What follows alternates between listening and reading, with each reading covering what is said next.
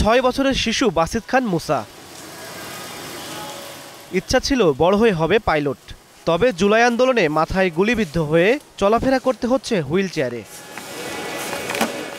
2024-এর 19 July ice cream খেতে বাবা ও দাদির সঙ্গে নেমেছিল সড়কে, তবে বাসার নিচেই পুলিশের গুলি মুসার মাথা ভেদ করে বিদ্ধ হয় দাদি মায়া ইসলামের পেটে। পরের দিনই মৃত্যু হয় দাদির। আর বিদেশে চিকিৎসায় প্রাণে বাঁচলেও স্বাভাবিক জীবনে ফিরতে পারেননি মুসা।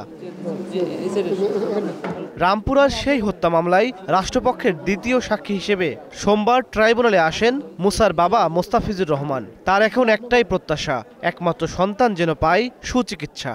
হাসপাতালে পড়তো, পড়াশোনা করতো, ক্লাসে ফার্স্ট ছিল। এই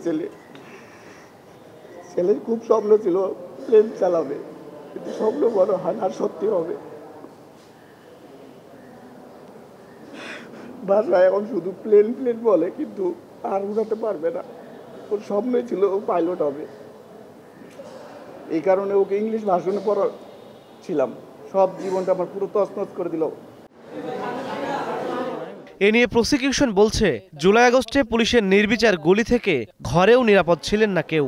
ওনারা কিন্তু তাদের নিজেদের বাড়ির মানে ঘরের গেটে ছিল। বাচ্চাটা আইসক্রিম খেতে চেয়েছিল বাবার কাছে।